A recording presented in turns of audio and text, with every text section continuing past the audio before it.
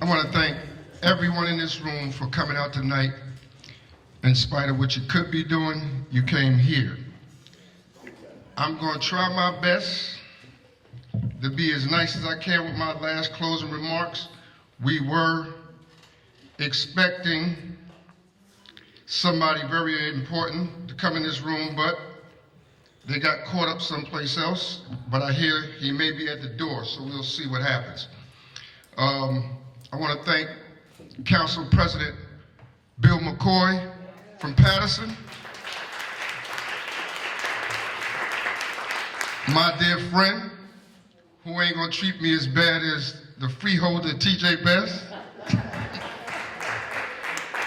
But I thank God for TJ Best as well for coming in this room this year and last year as well. Thank you, brother. I truly appreciate it. You did an awesome job, as you did last year. I truly appreciate it. So that's why I called you 50 times.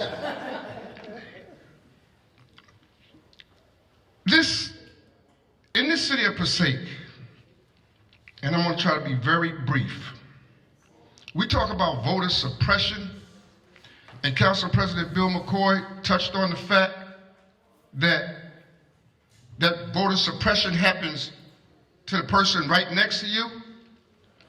Well, just like they got the president who oppresses our vote, we got the governor, Christie, who oppresses our vote, and we got a council president in this city of Passaic, Gary Shear, that oppresses our vote. That's a fact. What goes on in this city is a disgrace, how we are being pitted against each other to the point we start fighting and arguing with each other. And every time we argue and fight with each other, who winds up in power? Gary Shear. Every time, every year, every 2 years, 4 years, Board of Education, council, mayor, he controls them all. At what point are we going to wake up and stop fighting with each other? When these elections is over with, are we still not family? Are we still not neighbors and brothers and sisters? So our problem is we get mad at each other to the point when the elections is over, we're still mad at each other. So their plan worked. They have divided and conquered us to the point where they're still in power, and they're going to continue to be in power as long as we keep thinking with that small mind of after that election, we don't come together as people, or prior to that election or before that election, we don't come together as a people. How is it that the Jews, or which is the minority in this community, have the power in this community? You know how they got the power? I'm quite sure each and every one of y'all know.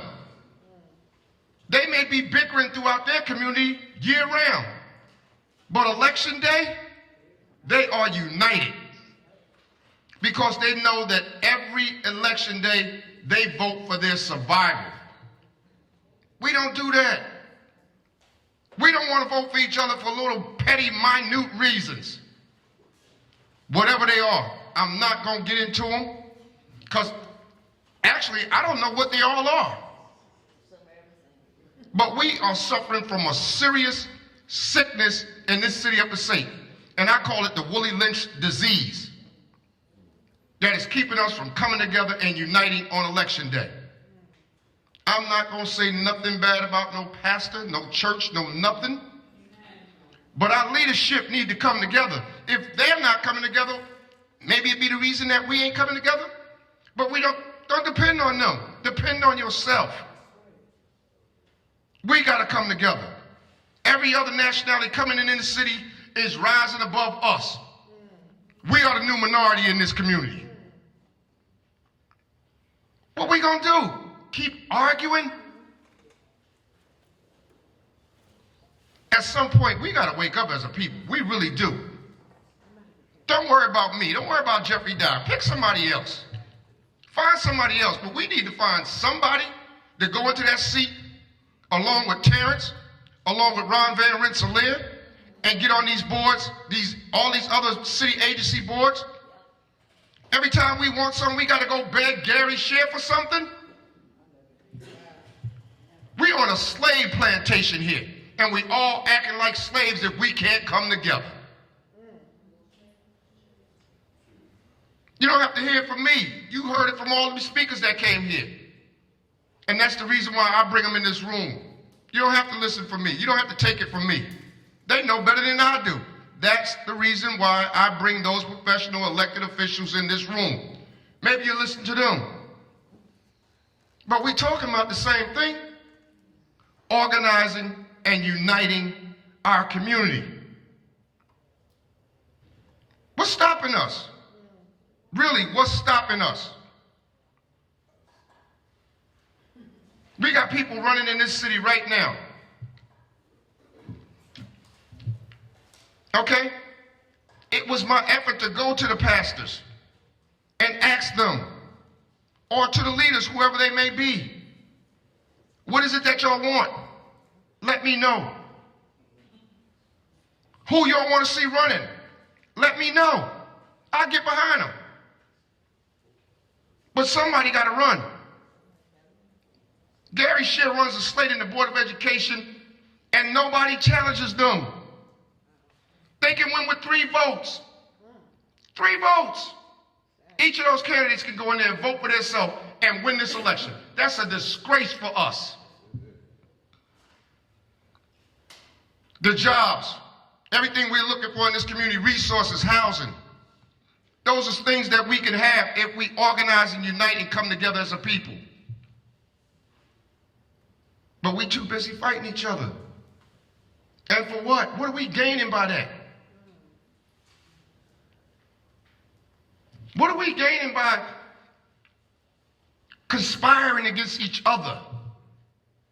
Who wins in the ultimate game of power? Who wins when we conspire against each other? The slave master himself, Gary Share. And I know one's always saying to me, don't call his name, don't call his name. But I got to do my best to teach y'all who's running this plantation in this city of Passaic. Who's oppressing us? Who's enslaving us? Mentally, physically, financially, politically. We're being enslaved. And we bouncing and dancing to that rhythm. I'm going to argue with you today. I'm going to argue with you tomorrow. And long as we keep arguing, they keep winning. And if you notice, that cancer is spreading from Passaic Park all the way down here to this end. Look at our end of town.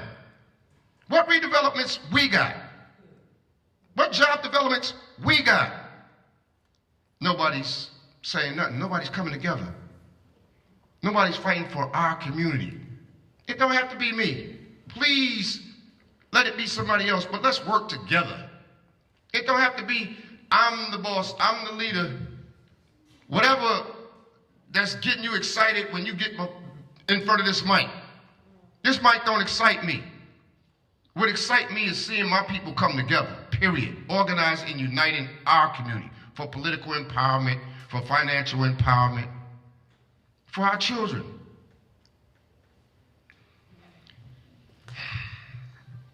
I'm not doing this for no type of accolades. My ancestors that came before me did it for me, and I feel it's my duty to do it for the next generation. That's the only reason why I do what I do. Because Lord knows, God knows I'm not getting paid to do this. And I think y'all know that. I'm not getting paid to do what I do. I do it from my heart. And I truly believe that this is God's work that I do. Whether anybody believe that or not, I don't care. I sleep good at night. I really do. I sleep good at night because I know I've tried. I put forth a serious effort to organize and unite this black community. I think I preached enough. But I just want y'all to get my point. And the reason, again, I bring those individuals in this room every year is for the purpose of organizing and uniting our community, empowering our community. We're too divided.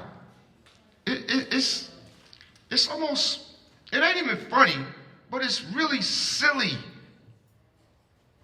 how 5 of us can't come together. 5 for the purpose of this whole community.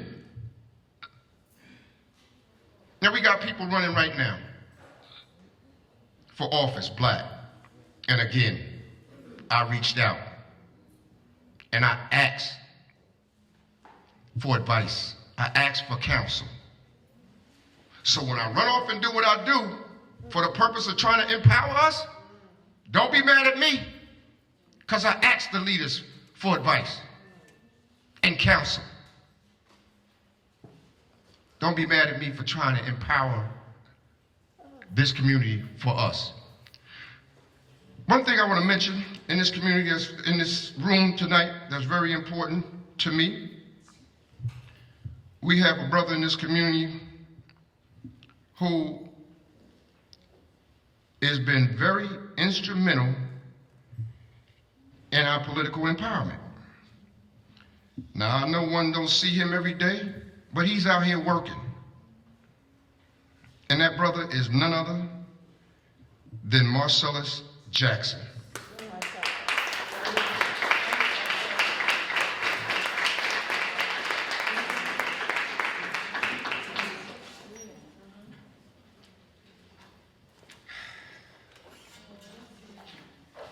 Marcellus Jackson is the ambassador, is the outreach coordinator of faith-based community for the ambassador and the candidate for Governor Phil Murphy. And he works hard. Believe me when I tell you, he works hard. And not only has he worked for that governor, he worked for that governor real hard, Marcellus has worked for this city of Passaic. So I've only found it honorable to at least get him a little token gesture. And that token gesture reads like this. Could you come up here, brother, please?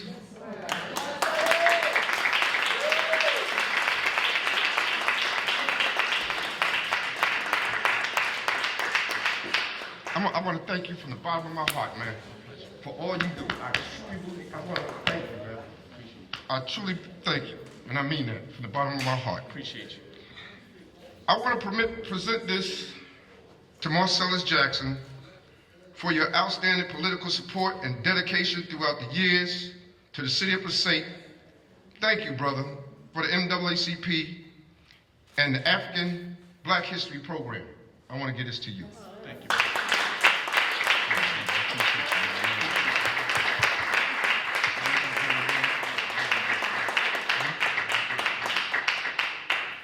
And while you stand here, brother, don't go nowhere. We want to bring another hard-working brother up for the Murphy team. Reverend Derek Green, please come to the podium. You